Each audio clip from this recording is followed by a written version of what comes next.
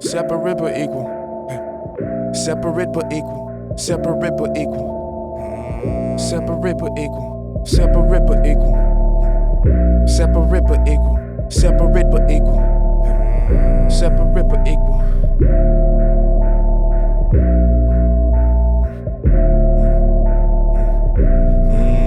21 gun salute.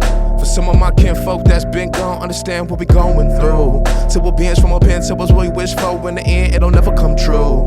Made me wanna pull a pistol and do out the window and peel off in the cool. But I can't let go, all I'm missing is a roof. I'm not Bishop, but I feel like I got the truth. Cause in a minute, I'm already in my crew. Hanging in the halls, but nobody playing pool. Y'all already know what it is. It's yours truly, the man on demand. I go by the name of Mr. Hughes.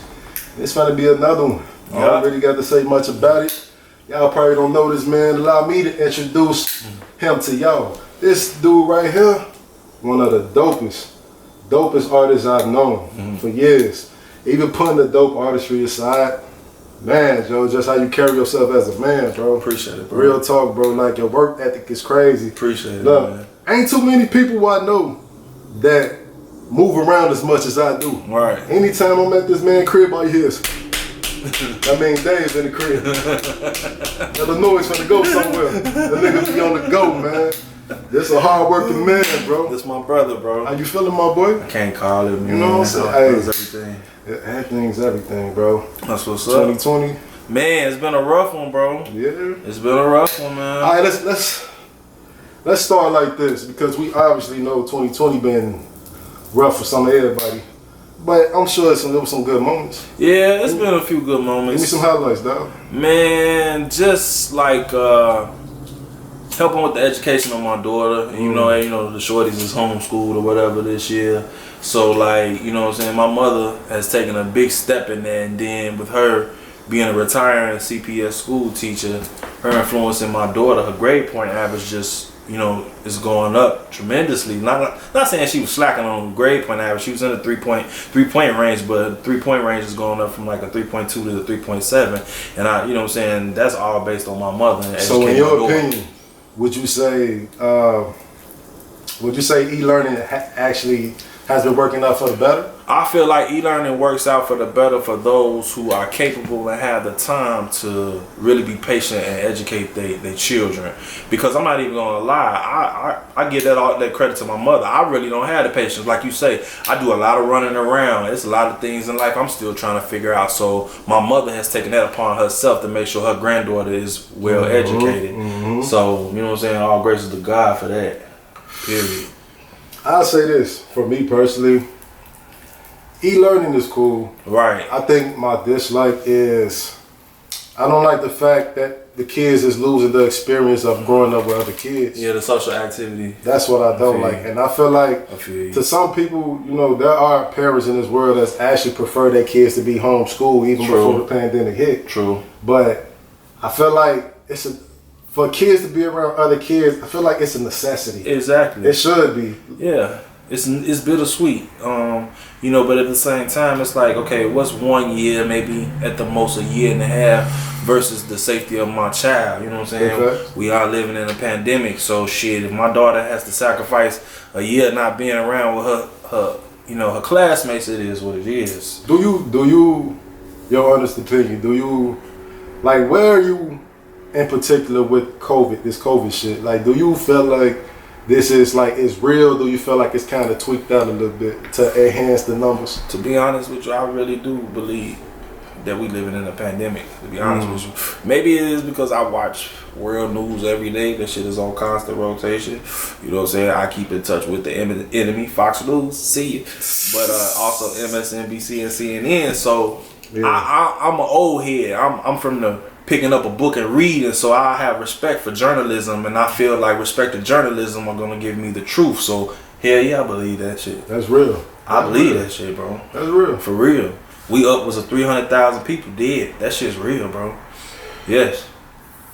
I believe it's real to an extent, bro. And when I say to an extent, I'm saying it in the terms of, I'm not saying people haven't passed away. I know people that passed away. So exactly. That would be very insulting for me to say that shit fake. You feel me? Yeah, exactly. No, I know it's real. Right. But I do feel like they kind of spiked them numbers though, bro. You do? I do.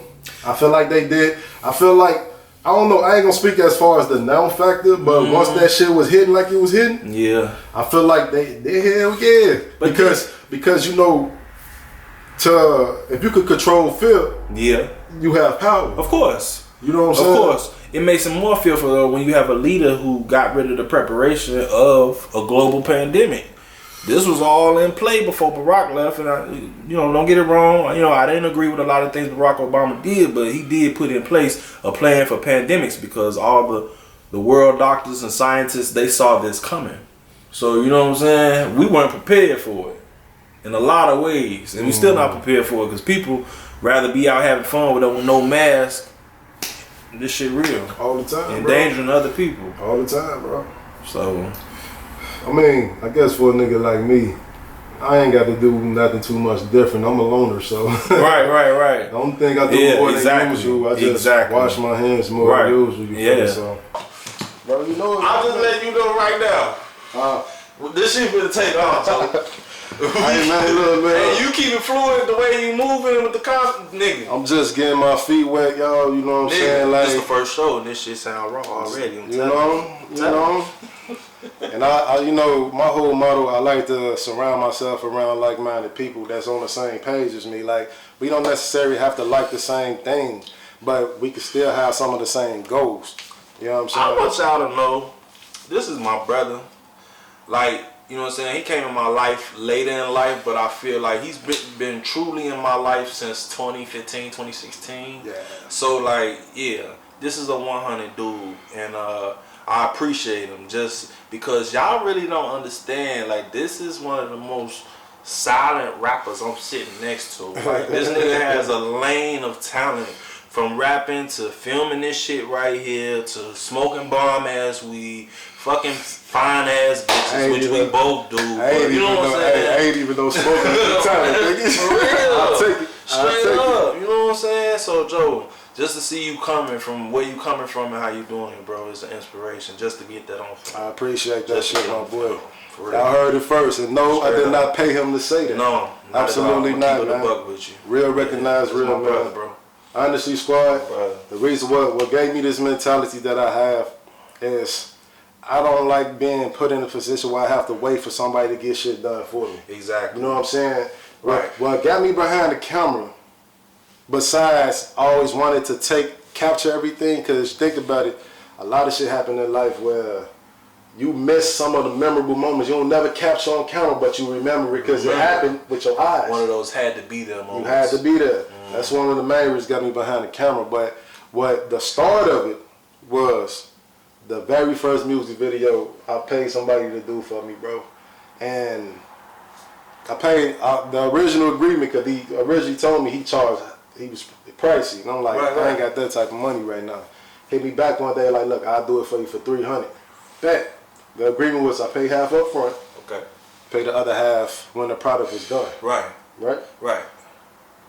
When we shooting the video and everything, you know, it was that day was dope. You feel me? How pretty much the day ones out there. Right. We was out there swole. You know what I'm saying? I gave a few of my inputs for the video and some here and there. Only to find out, like, when I got the product, man. If I told you, Joe, I could have did that shit without the experience I didn't have at the time. That's crazy, bro. It was that bad. On top of none of the things I suggested for my video was even in the video. You know what I'm saying? So from that experience, I told myself, fuck that. Not saying I won't ever work with people that certify what they do, because there are 100 people out here that's still colder than me. Yeah. But I'm just becoming better at who I am and what my craft. That colder shit only goes so far, bro. That's a fact. If you put in repetition every day on your craft, you gonna sooner or later overlap the cold motherfucker. That's a big fact. You know what I'm saying? That's with anything you do in life, from rapping to filming to fashion, all that shit that we love to do. You know what I'm saying? That's all it is, bro. Basketball, hooping. We from Chicago, so it's a competitive nature already. Big facts. And for me personally, that's what it's really about. For me, is perfecting my craft. Right. So a lot of times when people come to me, you know how often I hear, Well, once I tell them like, man, yeah, I'm a fashion designer. I got a clothing line on the up and up. Oh yeah, I know so my boy doing that shit, man. Woo this, and it's like, man, you should do it how he do it. Like everybody feel like they have the answer to your blueprint of your storyline. Yeah, and it's like if you so concerned and confirmed about how I should move, why don't you apply that for yourself? Right. Some people may not apply it to themselves because they probably too fearful or they don't know how to take the steps. But the best way they feel like they can contribute is by giving their input. And I really don't want to hear that bullshit. Giving a fuck about that, man. Exactly. Nobody want to hear that shit, Sheree. Because at the end of the day, I don't give a fuck either. Hell no, boy. Look. For real. If I base my life off of the opinions of other people, I wouldn't have shit. Nowhere, bro. I wouldn't have shit at all. And I say that to say this. Y'all should have that same mentality for y'allself. A lot of y'all still holding back and still hesitant to be you at your full potential because you're too worried about what the next person gonna say about you. How you gonna know what your full potential look like, what it feel like, if you keep stopping yourself? You know how many, this one of my pet peeves, bro. You know how many talented people I know that don't take their craft serious? Right. I could be one of them sometimes, bro. I ain't even gonna lie to you. But see, I didn't pay him to say that. This a real nigga. This my bro. Up, Joe. For him to admit that shit, that's growth right there. For real, Joe. Like on some real shit. Like we all human at the end of the day. That shit it happens to all of us. Right, so at the same time. Let me ask you this as an artist. What is it about that you feel like that kind of have you hesitant sometimes? Or do you feel like... Because I'm a perfectionist. That's where I was going to go. You know what I'm saying? You gotta be fucking perfectionist, but at the same time, other things happen in life where you may not necessarily fall off of it, but just shit come up. But at the same time, you gotta work through that shit. And if you really want it, you know what I'm saying? Because, otherwise you're just going to be stuck in, fucking mud. Then sometimes being a perfectionist could be a downfall too. Yep. Bro. Real shit, man. Yep. Cause it's nothing to ever get done. And just going off being a perfectionist, how do you know when the shit right? Exactly. Because it could feel it might sound right there and there, but then you'll go right back and say, nah, something wrong. Exactly. If I have the guarantee, I gotta learn, if I have the word of people that's close to me that's telling me the truth, then that's when I know, okay, I'm gonna go with it. Right. If they saying that shit straight, cause they ain't finna send me off on no dummy shit. So that's what I gotta get in the habit of. As long as it's genuine fucking truth telling among people, you know what I'm saying, you cool with. Big facts. Big facts. Yeah. Man, this random topic. Now, me personally, I'm a busybody, so I don't sit home often. I don't have cable. I just feel like it's a waste of money. But I do have internet and I do have a fire stick. Yes. That's all I need. Yes. So, with that being said, my boy, because I grew up being a movie buffer, hands down. My family, my kids love scary movies. We do that. But my bro, Illinois Jones, I swear to God, I ain't never meet nobody as much as a movie buffer as me. He be putting me on a lot of shit. Yeah. So for the people, bro, throw some titles out there that you recommend people should check out right now, bro. It could be a show too. Don't even matter. Damn, off the top of my head, I know a lot of black people probably ain't watched Taxi Driver before. I seen it. I came across that, but I ain't watched it. Other than Denzel Washington, Robert De Niro is the greatest living actor to walk the face of the earth. Especially his earlier titles. The man was a monster. Anything from his catalog, you in good standing. And you know what I'm saying? Let me see, Christopher Nolan. See, I usually base my movies and what I love off the director and the style of the movie. So, and see, you know what I'm saying? See, he took movie buffer to another level. Yeah. He do his homework with who's filming behind what. Exactly. Me personally, I don't always know the person's name. I just know the face. Yeah. So I've always been like that. So Christopher Nolan, David Fincher. David Fincher is homie that directed Seven, Zodiac, Social Network, 3 for 3, Fight Club. Clap for you know what I'm saying? So he's an amazing director. You know what I'm saying? You got Christopher Nolan, did the Dark Knight trilogy, he got a few other titles, but I'm more of a David Fincher head. Steven Spielberg, Spike Lee, Martin Scorsese. You go with any of those directors, you're gonna find fucking Titan great movies. I got one for you. What's up? Give me a show that you feel like could match with. We talking about modern shit right now. Only modern shit. Modern shows that could match with Lovecraft Country. Right now, I got walk off on that. You dumb.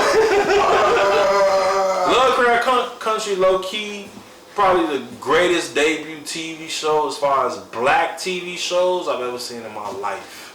Like, real talk, the storyline is based off witchcraft and wizardry, and it's based around fucking segregation and racism in this place we call America. It was absolutely breathtaking. Man, bro, you know like, what I'm saying? And I ain't even trying to even swag, you know what I'm saying? Big that show up, I ain't got no connection to that show. That show is amazing. This the thing for me with that show, man. It's like you're living in this world, you living in a time where racism is at an all-time high. On top of you dealing with demonic and witchcraft. Right. Which one is scarier? Hell yeah. It's already a scary world, and then you throw that shit on top of it. That's crazy. For real. Bro. Crazy. You know what I'm saying? Shout out to Jordan Peele for that one, John. And then I just like, you know, for the people, you know what I'm saying, I'm not going to show my daughter yet. I don't feel like she's of age, but like, just to educate young people about their history, because they know television has their mind right now. Big social, facts. You know what I'm saying, electronics has their mind. Big so facts. They'll sit there and watch a show, sprinkle fucking history in that shit. That's how you keep the fucking ratings high, especially for young black youth in the America we live in now. These shorties is fucking marching on some real shit. I give it up to them. I ain't been to no march, but I look at them, that shit is inspiring. These motherfuckers was out there marching even through COVID. That's how I knew Donald Trump was gonna lose, because these black and brown babies was out there marching, Joe, and they the ones that fucking won that election. Real talk, you know.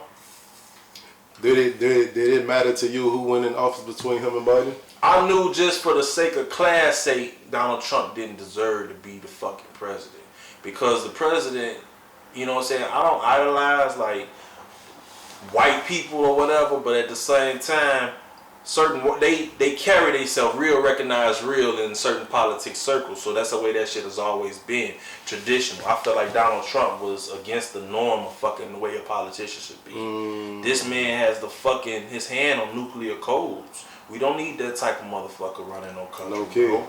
Okay. You know what I'm saying? He'll start a war just on some spiteful shit. Some people feel real. Some people feel, and I've heard this out of other folks' mouth. Some people feel Trump actually done more for us than Obama. In what aspects? It's a great question. In what aspects? Because he inherited like one of the greatest fucking job approval ratings in the history of the United States. Barack Obama inherited a fucking Great Depression.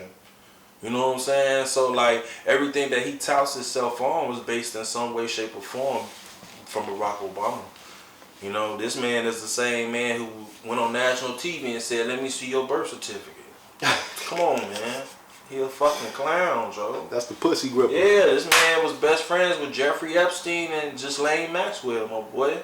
You went to them fucking orgy parties with underage women. That's why you. I'm gonna ask you a question. Be honest, bro. What's up? You still bumping R. Kelly? Yeah, I'm from Chicago.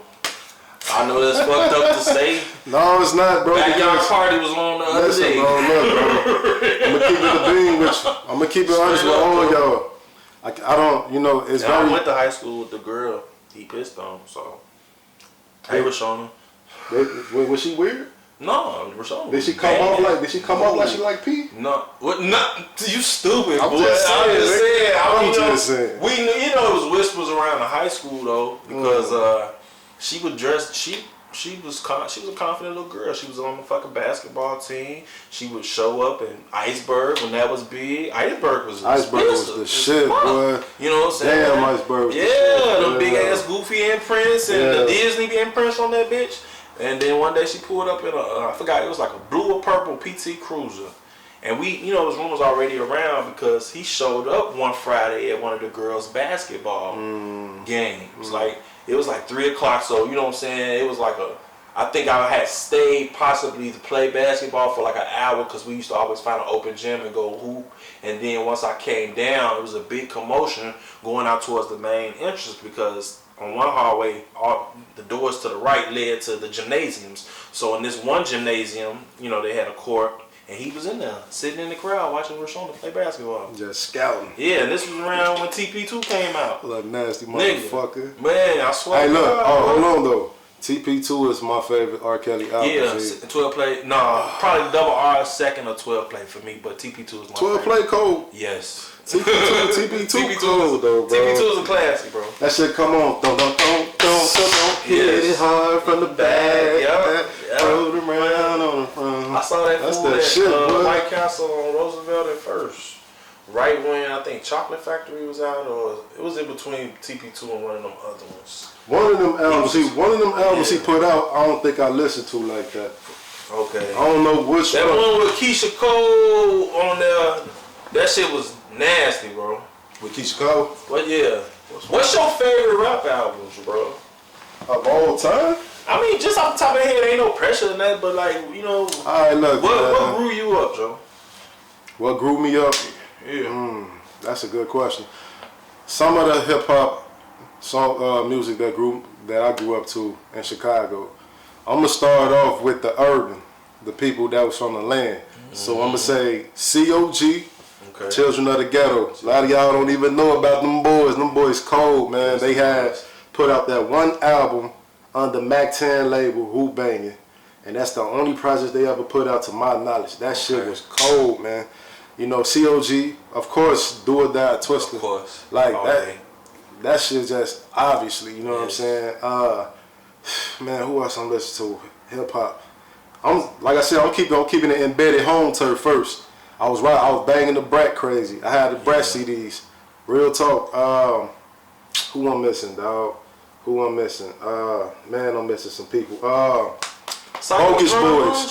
Psycho Drama. Crucial Conflict. That's obvious. Crucial. Bogus Boys. Bogus Boys. Yeah, Bogus Boys. Man. Bump. Fucking. Bump J. Lupe, yes. Common, Kanye. But you know what? I ain't gonna even hold you. What's up? I ain't started listening to Lupe till I got older, bro. I feel you. I'm gonna be real.